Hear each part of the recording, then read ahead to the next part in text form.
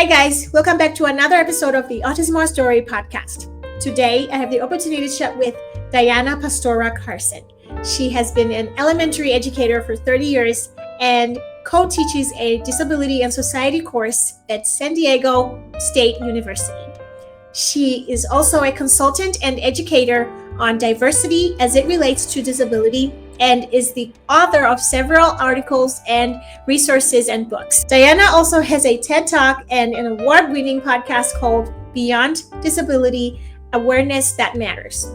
Diana's story has inspired me because she is the caretaker and advocate for her non-speaking autistic brother, who she has taken over the responsibility of taking care of and now lives next door to her as her neighbor. Diana, thank you so much for joining me. I'm so excited to chat with you today. I'm going to give you the opportunity to introduce yourself and we'll start from there.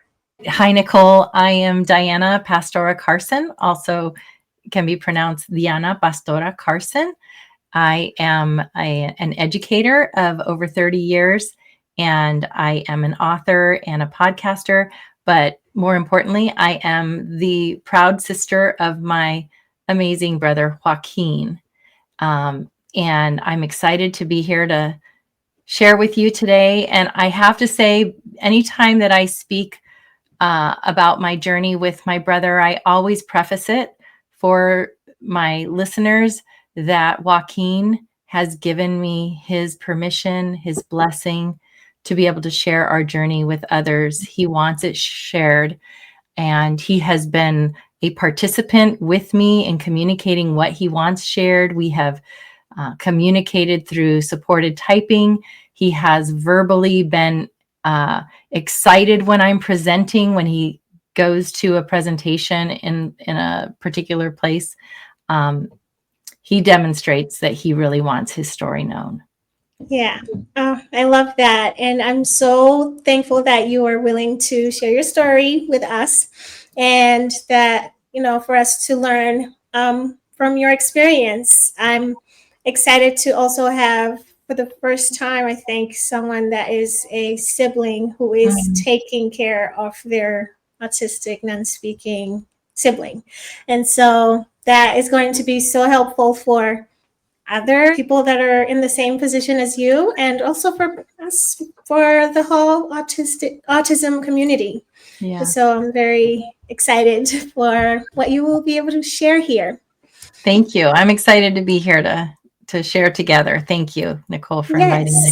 So I wanted to just get started and hear if you could share your experience growing up as a sibling to a non-speaking brother. How was that experience for you?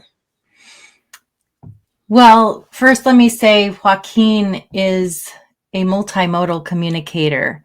He may not always speak reliably, but speaking is one of the ways that he communicates. He has certain phrases and words that he uses, sometimes in an echolalic way and sometimes with great meaning. And sometimes he uses metaphors through speech, like if you ask him, if he wants to tell you that he's just taken a shower, he'll say, I went to the beach. I went to the beach. And he'll repeat it over and over. So that's one way that he communicates. And those who know and love him understand what those words mean. And sometimes we don't understand what he's trying to say because it's just a lot of repetition and frustration. But he also communicates through body language, through facial expressions. He has been able to use a yes-no board to touch on yes or no, not always consistently. Same with supported typing or spelling, not always consistently, but we have had some successes with that. So I refer to him as a multimodal communicator because I think it's important that we understand as family members that the person that we love is communicating. Yes. They are communicating. So my experience with him as, my brother, growing up, our family, my mother was from Spain, my dad's Italian, and we had a very close-knit family. And at the time, this was in the 70s when Joaquin was diagnosed at 2 years old. It was 1971. And autism was not a household name. And there was no internet. There were no real books that were family friendly that my parents could read to learn about autism. When you would tell somebody that your family member was autistic, they would say, "Oh, what does he do? Like, what does he draw or paint?" They thought you meant artistic, not autistic, because it wasn't a household word. So growing up with Joaquin, at the time when I was a kid, I felt pretty special that I had this brother that was so unique that people didn't really know him and that they didn't know how cool he was. But at the same time, it was hard because people would stare and they would make rude comments, and people judged my parents as not being good parents. And refrigerator mother syndrome was the phrase of the time, where my mother had to pray for God to make her a better mother so her son would be okay, because people said things like, it's because of sin, or there's a curse on you. From a religious perspective, people just didn't understand what autism was, and were trying to find ways to explain it, and often led to judgment. So there was that, felt like I had to defend my parents and my brother from this type of judgment. But also, I just loved my brother. Like we were always very close. I felt like he was my soulmate, like there was a spiritual connection with us from a very young age. Oh, I love that. So you could feel that from a young age. So you had that connection. Oh, absolutely. Yes. That's amazing. Yeah, I have my oldest is the one that's the closest to the age. My sons are all 2 years apart, but the little ones have each other. Yes. And my oldest struggles to connect with his brother. Mm. And that I just always like to hear other people's stories with how they relate to their autistic non-speaking siblings. Yeah. But that's good to know that you felt that connection at a young age. Yeah. And we have 2 other siblings, and there was love between all of us for sure. But I think that age does play a role, and not everybody's going to have that same level of connection. Yes. And it's good for parents to know that. Yes, it's good for parents to remember that and not fixate. Yeah, for us, we've had to work a lot on practice their connection, like having Kyler give hugs to his brothers, because sometimes he'll just act like they're not even there. Not because he doesn't love them, we know he loves them, but he doesn't, sometimes it's hard for him to relate, especially with the younger one. He'll act like they're not there. So that's what I do. I will during the day stop him and be like, "Hey, give Kyler hugs," and that has helped him. So now he goes and gives them hugs each time he sees them. That's such a beautiful thing. We'll see, but it depends on the age, and like you said. So, and I think it's really important also, Nicole, that age is a factor, I think, but also not, every child is different. They talk about nurture versus nature. We can be as nurturing and encouraging as we want to be, but sometimes children just have some non-autistic children have their own needs, whether it's mental health needs or learning disabilities, or just they're born differently. And that's they're not making that connection at the time where we want it to come. And I think it's important to nurture each of our children within our family constellations, and see them for who they are and what their needs are as well, before we put pressure on them to have a close relationship with their sibling who's on the autism spectrum, especially if their sibling, may have some intense communication support needs and some intense behavior support needs that make that child feel unsafe, it's really important that they also feel respected and protected. And I think that with time, as they get older, they appreciate that they were given that space and they were given what they needed, and then they have more to give to their sibling.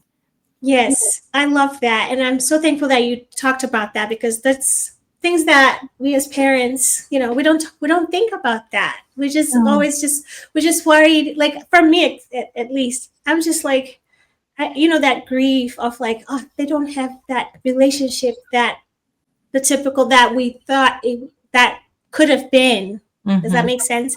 And we're just focused on wanting to see that happen, and we forget that the typical sibling might be going through whatever they're going through, and they may be also facing struggles with, if their autistic sibling might be expressing some behaviors that might be a little bit, not, they don't feel safe. You can't expect them to understand that. So that's good to know and to remember. And also, I remember my parents really modeled that commitment to each of us. I think the parents are modeling that, I'm an advocate for all of my children, and I'm doing my very best. I mean, there's no handbook on how to be the best parent to each of these, in your case, 4 children that I've got with very unique needs, each of them. But what your children will remember is that commitment that you had to them in trying to figure it out. I'm not going to give up. We are going to figure this out together. Yes. And being strong as a family, I think, is important to model, as you are also supporting each individual child. Yes. So how did that look like for you? Like, what did that look like? Like a practical example. There were things that I actually wrote an article about what our parents used to do for us because we couldn't go to like Disneyland, and we couldn't go to all these wonderful places that our friends went to. But I remember my parents, who were very conservative in allowing their kids to go off with other families. They were very protective of us culturally, religiously. And so, but I remember them cultivating relationships with some of our friends' parents deliberately, so that when they invited us to go to Disneyland or invited us to go to the snow for the first time, when my parents weren't able to take us, we were able to go, and we were allowed to spend the night at their house every now and then, but they were right up the street, and our parents became friends, and they were good people. They cared about us and our development as children and adolescents, and take me to dance, tap dancing lessons and things like that I couldn't have done if it was up to my mom or my dad, who was in the military, and he was gone sometimes, and my mom just couldn't take me to those places because of Joaquin's particular needs at the time. But we did have some family traditions that we did, and one was, Joaquin loves being out in the country. He loves going to rural areas. And so one thing we could do, and he'd love going for rides in the car, as a whole family, we could do this together. My parents would pack homemade popcorn that my dad would make, and we would pack lunches and drinks, and we'd go for a ride in the family van out to a rural area of San Diego where we grew up, and we would just enjoy nature. And that was something that we could do together. So that's what that looked like for us, giving a little bit of freedom to us in a safe way, but also ensuring that we had our family traditions that we did that included all of us. Yeah. I love that. Thank you for sharing that. That gives us, parents who are, those are things that sometimes you don't think about because you're just so focused and, with dealing with everything. And that was a good example. And I'm so thankful. Yeah, it's beautiful. And I can see how that may have made you feel, like you were also, your needs were being taken care of as well. Right. I can see how sometimes if the family is only focused on nurturing or helping the non-speaking, the child who's autistic, how sometimes the other siblings might feel a little bit neglected. Right. That's something that I worry about as a mother, and I try my best to find time with all of my other kids to kind of ease off that guilt. Yeah. And so, yeah, that was a good example. Thank you so much. You're welcome. So, please tell us about your background as a special education teacher or slash general education teacher. You shared that you were in both. Please share your experience with that. Yeah. So when I started teaching, I wanted to make sure that I got my degrees that would help me be a teacher, but also be able to teach all children. So I got 2 special education credentials and a bilingual credential. With the idea that I would be as inclusive as I could.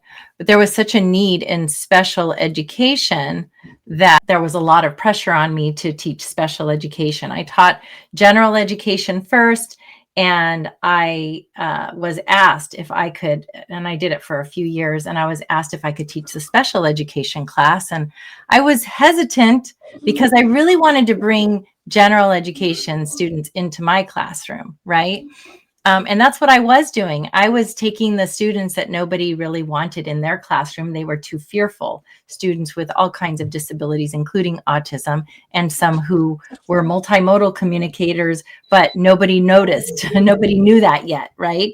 They just saw them as non-speaking. So my colleagues were wanting to know, they were afraid to take in students with disabilities in their classroom because they weren't sure what to do with them once they were in there. So I said, if I take this special education class, maybe I can go in as a push-in service provider for my colleagues, and I can model lessons for them. How would I teach this lesson in reading or in math, and include the student who was in my special education class in that lesson? So that's what I started doing. And that's how I ended up teaching special education. And then I ended up going back to general education.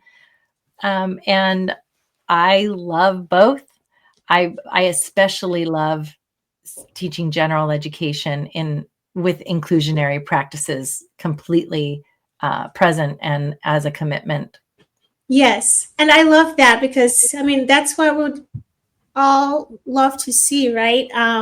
For the non-speaking child that's in the school to feel included, to be in that setting with his typical peers and feel like he is a part, Yeah. of that, and be able to have that opportunity to learn what they're all learning. Yes.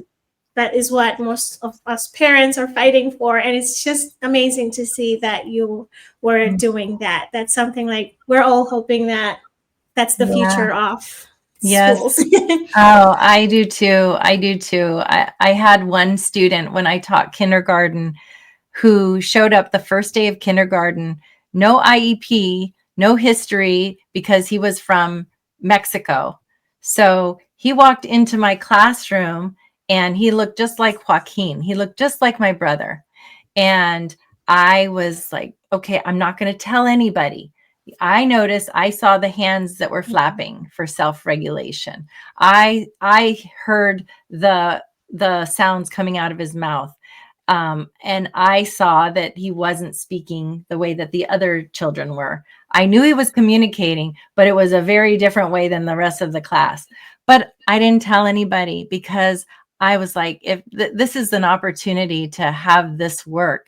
And I didn't tell, this is, I was being, not reasonable perhaps, but it was okay. But you're doing good. I was doing good. And after 3 weeks, I mean, we had some hard moments where it was, everybody else is trying to be in their seats or to follow directions, follow the instructions. And this child was running and sometimes banging into the wall with his shoulder. And it just took a lot of love, a lot of commitment, a lot of persistence to have him be part of our group and bring him back in and have the students witness that Yeah. and fall in love with him. And I remember after 3 weeks, I told my principal, I think I have a student who might be on the spectrum, who might need some services. And so they sent the psychologist and the speech and language pathologist in, and my principal came in, and after the evaluations, the visits from everybody, and he said, well, he doesn't belong in here. Do you? And I said, or no, he said to me, do you think he really belongs in here? And I looked at the rest of the class and I said, ask them. Yeah. Because he was one of us. He belonged. And that child stayed in my room for the entire year and did have a support professional that assisted him whenever needed. And he was one of our students. They all loved him and he loved coming to school. Yeah. That's That's a big job. amazing. Yeah. Yeah, I can imagine that was, yeah, like you said, was helpful for the other students to see and learn and not have that, not feel like he doesn't belong there. They saw you model and they Mhm. just went with it. And that is so beautiful. It was one of the best years. And, I always think about this. Those students, the other students, are going to grow up to be teachers. They're going to grow up to be law enforcement officers. They're going to be doctors and nurses. They're going to be business owners that hire people with disabilities. They're going to be all these people in the community that we need to be allies to our children, right? And when Yeah. our children grow up and are adults, are they going to have access to a medical provider and a dentist that understands their needs and their strengths and how you can connect with them to provide them that service? Are they going to be the store owners that are going to hire them? Are they going to be the companies that hire people? Or are they going to be law enforcement officers who come across somebody in crisis in the community and see and understand immediately that this person is not going to hurt anybody? This person needs assistance with dysregulation right now.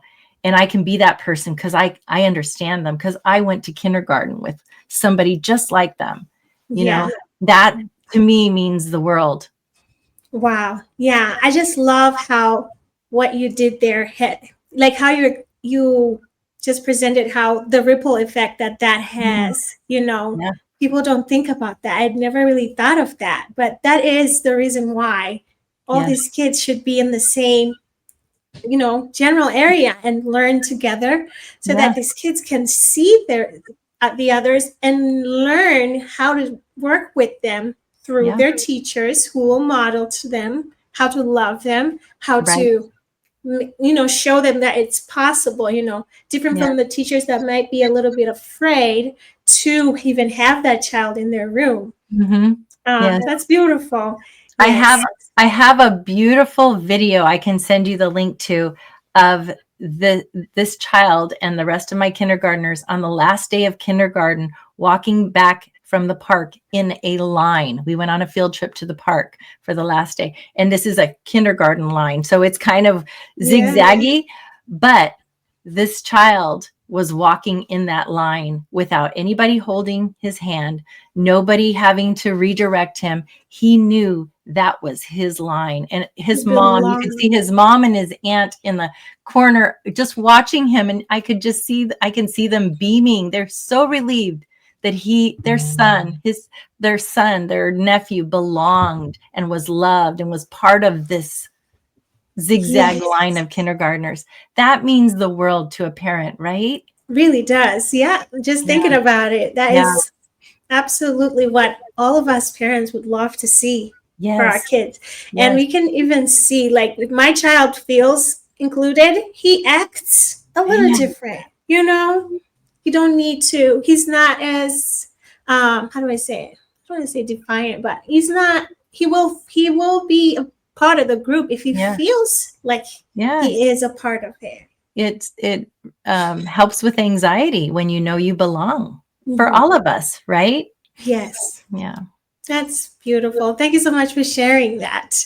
Yes. So, I'm also now curious to know how your background working in special education may have helped your relationship with your brother, or how you having an autistic brother may have, affected that how you showed up as a teacher in a special education Oh, or yeah. a general education setting. Yeah. I think both are true. There, each affected the other, right? Yeah. It was reciprocated. Um, you know, I've said this many times. I'm not a person who believes that disabled people are here to teach us something. I think everybody is here to teach us something. Um, I believe this is a spiritual journey, and everybody whose place in our lives is somebody who's supposed to teach us something if we're willing to learn from it. And Mhm. Joaquin has taught me a lot. He's one of many people who've taught me a lot. And I believe the things that he taught me are things that went with me into my classroom. Um, just the unconditional love and the understanding and not judging him, like really presuming and understanding that he is competent was huge. And our relationship, first of all, his and mine, when I went to that way of thinking that, oh my gosh, you're understanding everything that I'm saying. Uh, Mhm. because I learned that later in life. That's not something I learned from my parents, although they loved him no matter what. Yeah. It wasn't part of the conversation back then in autism. And I met people who talked about presuming competence. Dr. Ann Donnellan, the late Dr. Ann Donnellan, was a friend of mine, and I followed her everywhere to see her speak and read her books. And so I started to believe that Joaquin understood everything. And that transformed our relationship. It really did. Yes. Because I wasn't judging him anymore. And so that followed me into the classroom. I could be that stand for students who were autistic or had other types of disabilities and presume competence and treat them with dignity and respect. And so that made their times in my classroom successful. And that made the time with their peers successful in terms of what we were talking about earlier about really the other students growing in that understanding as well for the complete year of their education in my classroom. Yeah. And as far as how has my background helped my relationship with him, well, so when I was in special education training, I had some really great teachers, fortunately. And I also heard other people who had other very old school training. And so I learned what not to do. I learned Mhm. how not to react and not to um, do training as if my brother or my students were an animal, but Yeah. but to teach through um, hands-on activities and through that inclusion in the curriculum, and how can we make this accessible to all the students, including the students who communicate in different ways. Can I have word cards? Can I have color coded word cards? Can I change this? Can I transform this concept, this lesson, into a song that everybody can sing together? Can we get up and move around in the classroom and do different body movements that mean different things that relate to this concept that I'm teaching in class? It just helped me to think outside of the box, or as one of my friends, Andrea Moriarty, likes to say, just get rid of the box altogether. Just get rid Yeah. of the box and teach to the students' strengths and interests. What are their fascinations? What do they love? And that's how we interacted with Joaquin. And that's what I took into the classroom. It wasn't doing extra for this child who was disabled. It was individualizing and personalizing the curriculum for all of my students, and they just happen to be one of them. Wow, that is amazing. I love that so much. And I feel like that's like basically you are providing an IEP for them, but without their parents not having to, fight for it. You're just individualizing it for Yes. them already in such a beautiful way, in such a easygoing way that every parent I feel like would dreams off. Yes. And sometimes you do, and that's not, those things are all true. And sometimes as an educator, I'd have to advocate for, okay, this child, this is a really difficult time of the day for this child, and I need support in the classroom. The student needs support in the classroom during that time of the day. It doesn't mean everything's always going to be perfect. Yeah. But when you're committed, you find ways. You figure it out, right? And when you have the support of the administration to give each child the support that they need in order to be successful, then it is far more successful, right? Than doing it on your own. So sometimes parents need to be that advocate when, because sometimes the teacher doesn't have that. Yeah. The parent has to be the advocate when they see that it's not happening. Yes. That's amazing. Yeah, I'm just in awe of how it all just worked out for you, having an unspeaking brother. So did you decide to go into special education because of your brother, or that was just something that you were interested in? I don't know. I was so young. I wasn't really thinking about why I was doing it, but it just seemed, I was a teacher's aide for 6 years in a special education classroom. And so I was around educators a lot. That was after high school.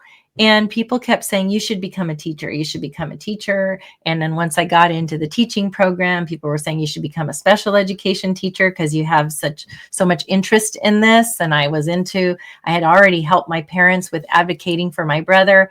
And I knew a lot about, the special education rights and responsibilities. And so it just kind of flowed. Yeah. That's amazing.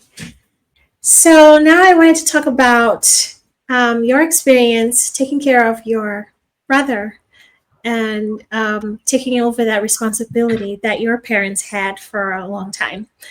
So when did you officially take over that responsibility and started taking care of him? So a little backstory to that is Joaquin ended up at age 17 going to an institution. And he was in a non-public school. And at the non-public school, which really did practice some dehumanizing therapeutic strategies for behavior control, behavior management, as they called it at the time. I like to call it behavior support or support for somebody's dysregulation. At the time, my parents, had nowhere else to turn, but the school said, Joaquin's 6 feet tall, weighs 200 pounds now, and he's fighting back when we're trying to put him in timeout, when we're trying to discipline him. And so my parents did their very best to fight against medication, which they had experience with him in the past, and it made him very groggy. And my parents didn't want that, but they were told that if they didn't put him on medication at this point, he was going to be expelled from his non-public school. And the only place for him to go would be an institution, which was 2 hours away from our family in California. So he would be living in basically Los Angeles, and we lived in San Diego. And so my parents relented finally after a few months of fighting it. And Joaquin, they were antipsychotic medications that caused him to become psychotic. And it was very dangerous. He was volatile. My father, at one point, I came home from high school, my senior year of high school, and my father was straddling over my brother, holding him down. My brother was naked on the carpet in the living room. My mother was on the sofa crying, and the house was in a shambles. Joaquin had knocked over the china hutch, and he just was not himself, and everything was a mess.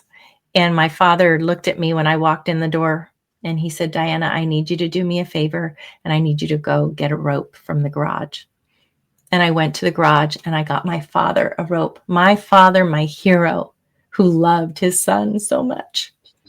But he had been that way, straddled over his son for 2 hours, holding him down, sweat dripping off of his face onto my brother. And he needed a break. And so he got the break after he tied Joaquin's hands and feet together. And he called the social worker, and they weren't there, but he talked to a parent ombudsman at the social services agency called the Regional Center here in California. And that parent ombudsman was also a father of an autistic young man.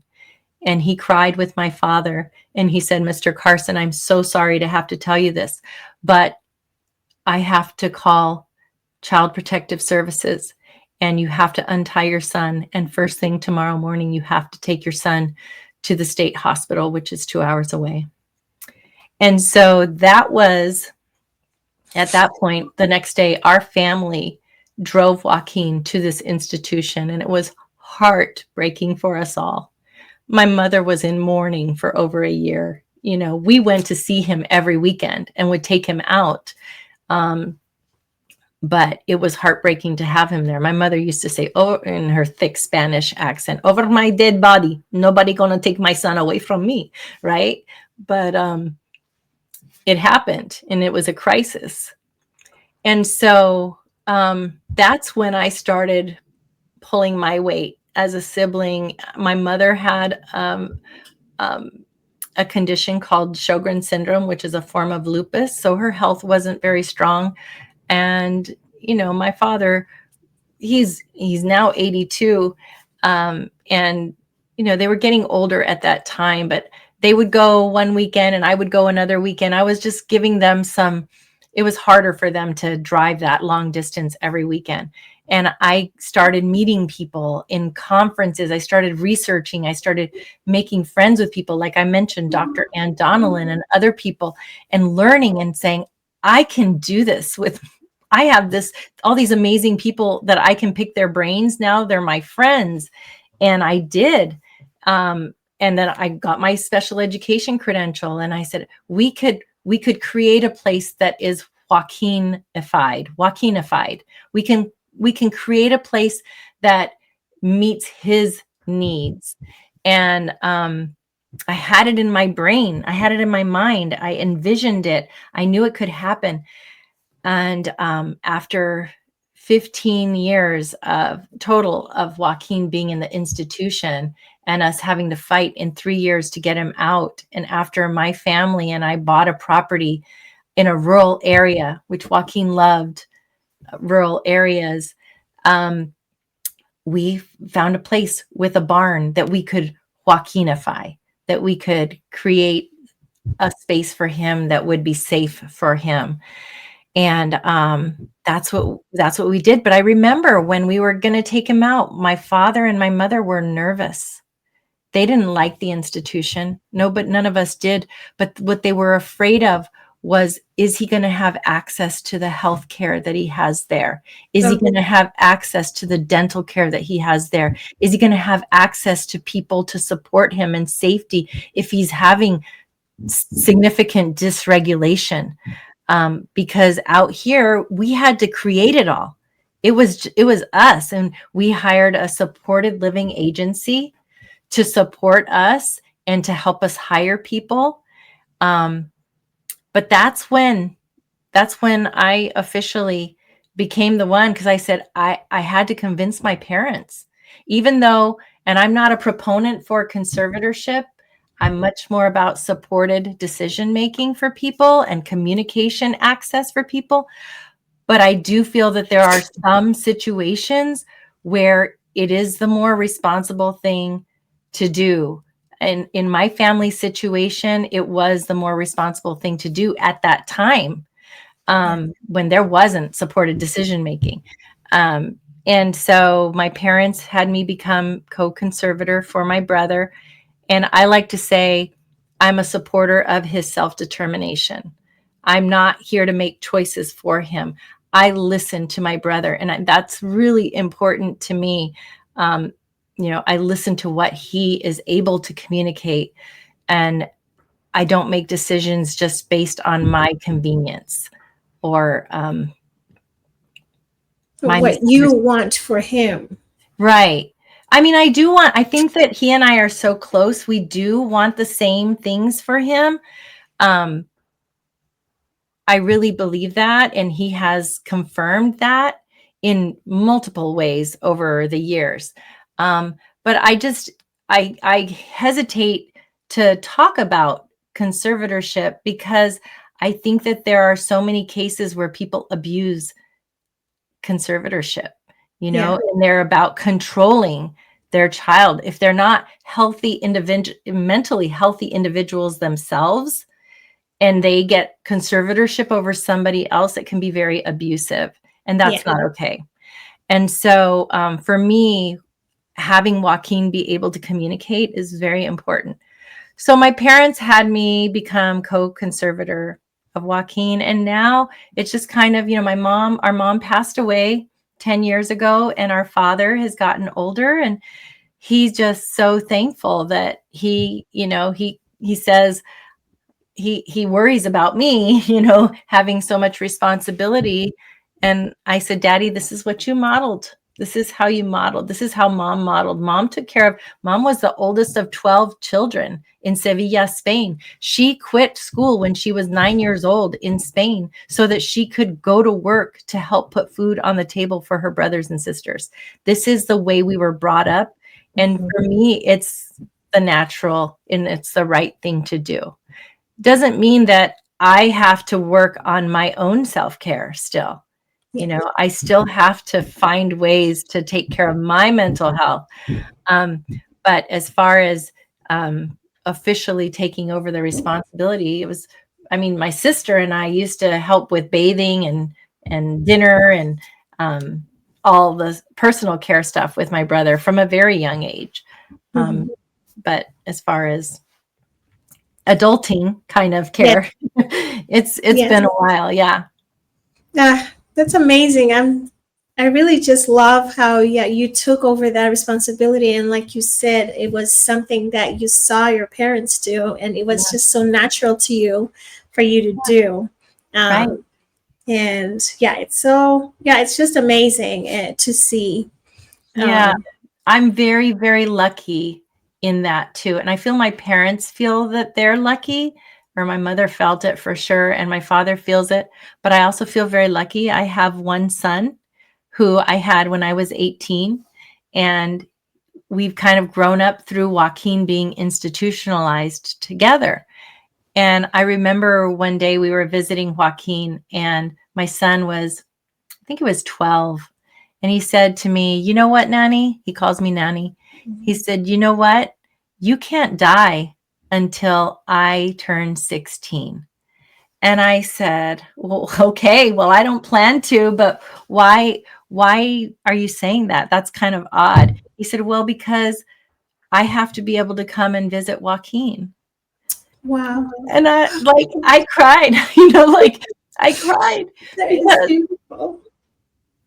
I know what that feels like to my parents, to have somebody that's not gonna abandon their child. And, my son's off living his life. He's 38 years old, but I know if something happened to me, he would be there for his uncle. And I feel very lucky because I only have one child, that I gave birth to, and man, I hit the lottery with him. Yes. But there was never any pressure on him to do it. It was just that modeling, Yes. and that love and supporting him and his dreams and goals, and then modeling this too. I love that.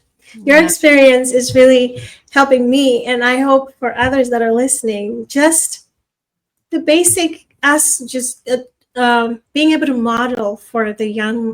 younger generation how Yeah. to love, and our non-speaking autistic person or people Yeah. that we have in our lives has that ripple effect. It will help Yeah. just naturally teach them what to do when they see it. Yeah.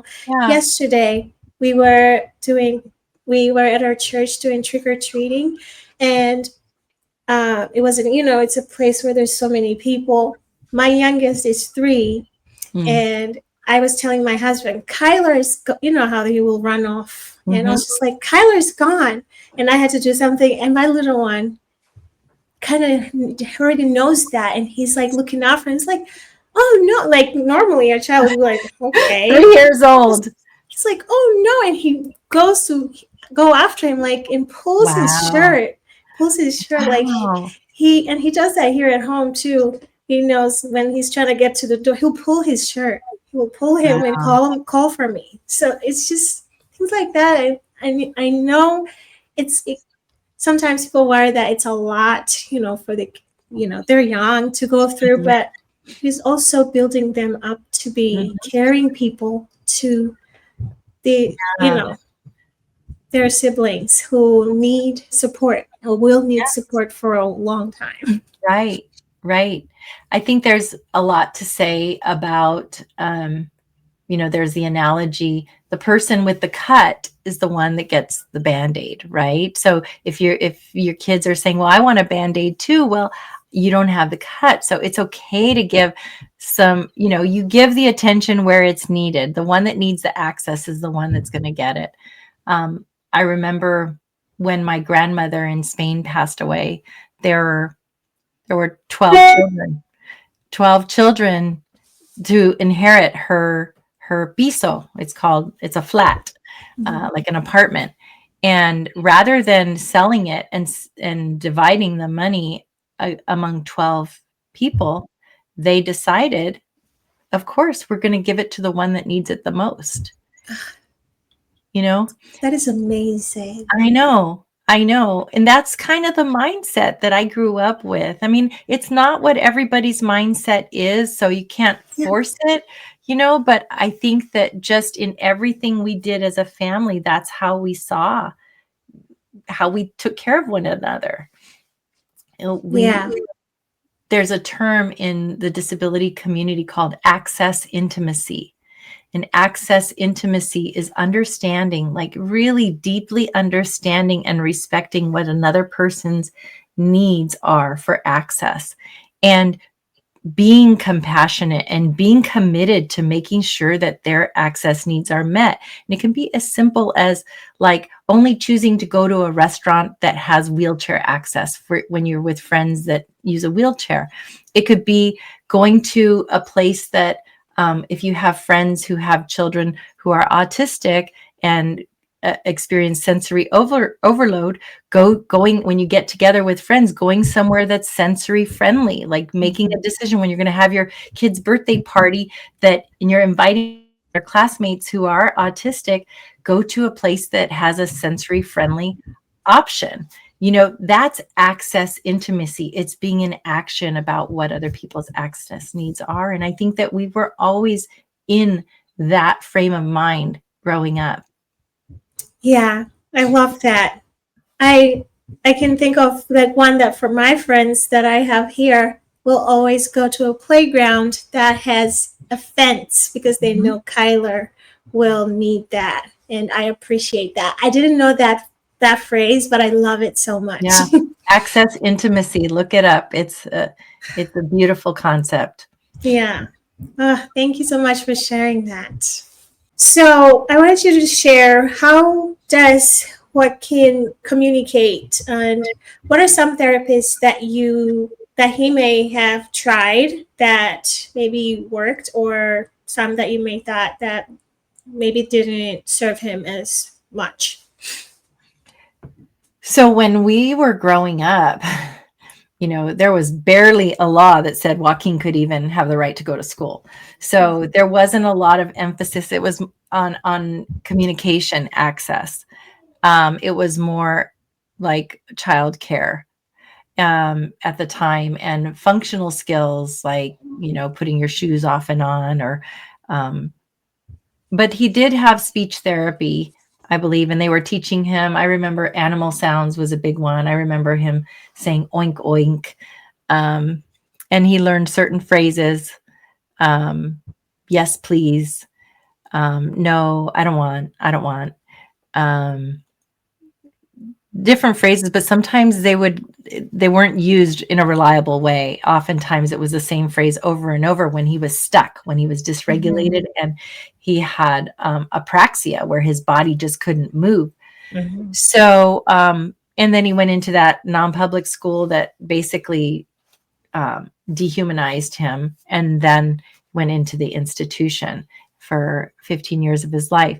I didn't mention that within that 15 years, that was actually 8 years, and then 8 years in a group home, and then 7 years in the institution again. Long story that I won't, but another round of medications that he was highly allergic to, that my parents were lied to about, that he would have the same reaction. So he ended up back in the institution.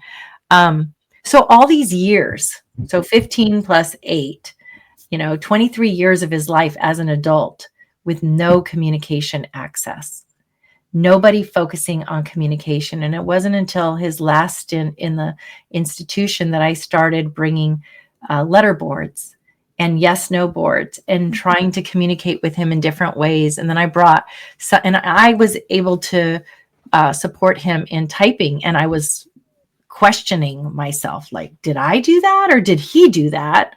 Joaquin, was that really you? Because Yes. he was actually intending, he was pointing to. And so I called in a friend and a colleague, Darlene Hansen, who does supported typing. At the time, it was called facilitated communication.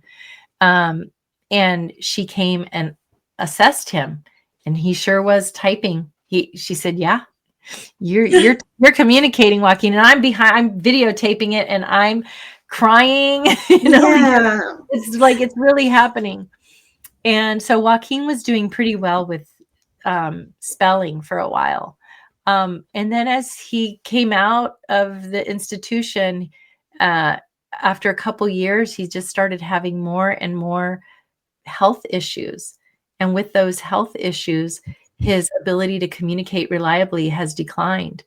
And so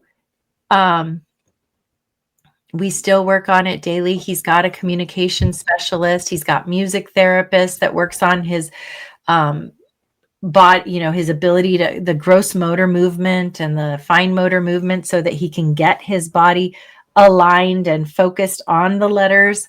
But it's really hit or miss with so many of the medical issues, the gut, and he's had shingles a couple times, which is very painful. And then he's got recurrent ear infections since he had the shingles. And so we've got specialists working on, a nutritionist, we've got the music therapist, we've got the communication therapist, and oftentimes we have to cancel appointments because it's just it's too much for him. And he's in pain. And so, yeah, we've tried, not enough. He missed out on a great window of opportunity. And I think that if he had gotten the attention to communication when he was younger that he's getting now, it would have had a lasting effect. That muscle memory would have been there for him. The lack of the PTSD that has occurred from being seen as incompetent and treated as somebody who's defective in some way, Yes. But now it's very late in his life to try to pick up when he's not feeling very good. We're still not giving up. He knows that. But I say all of this to really encourage families. Communication is critical. You have to ensure that your child has reliable means of communication. And it doesn't have to be one way. It can be multiple ways of communicating that can be encouraged and honored. and practiced, and do whatever you can to get the resources into your child's life so that communication is something that they can have that's reliable for the rest of their life. Yeah. Yeah. That's so true. I just did an interview with someone that said every day that a non speaker does not have a means of communication is traumatic. Yes. And that is so true. Yes. Yeah. Thank you so much for sharing that. So, what do you think is the biggest misconception about non speakers with autism? Oh, the competency issue is the biggest misconception, that there's no presence of mind, that there's no thought or intelligence going on.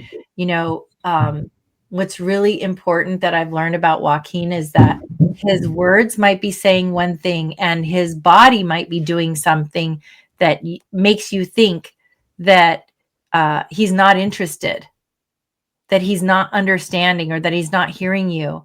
He might be looking away. He might be jumping up and down, or he might be banging on something. But that doesn't mean he's not paying attention. It doesn't mean that he's not interested. It doesn't mean that he's not learning something. And so I think it's really, really important that we speak to our children from a young age as if we believe they are competent, because they are. And even if you believe that your child doesn't have the capacity to understand some of the complex things that you're talking about, consider that what Dr. Ann Donnellan used to say, that treating a person as if you believe they are competent is the least dangerous thing to do. It is the least dangerous assumption to presume that somebody is competent, because, as you said, when you don't presume competence, you are causing trauma, and Yeah. that is dangerous. That is going to compound and compound, and that is going to cause. You think it's hard when they're young? Wait till the teenage years, when you have been dehumanized repeatedly all the time. You've got to presume competence. And even if they do not have the intellectual capacity and you're treating them as if they do, no harm done, Yes. right? But you're giving them dignity. You're giving them respect. You're modeling that from everybody else in your community, in your family, in the school. You speak to them, not about them.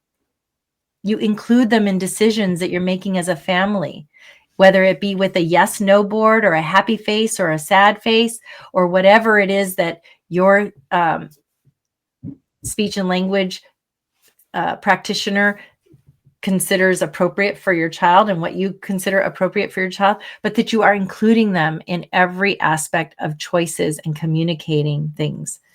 Yeah. This is so important. Yeah. That is so true. Yeah. That's something that I feel like a lot of people miss, the Mhm. fact that, they're really in there, and it's important to presume that they're in there and that they understand, even though sometimes they might be thinking, well, maybe they really aren't, but what Mhm. if you just consider that they're in there? That's the best, like you said, the Least, least least dangerous. dangerous assumption. Yeah. Yeah. Thank you so much for sharing that. Yeah. Right. We're down to our last question that I like to ask people about their non speaker in their life. What is something that your brother has taught you about life? Gosh, so many different things.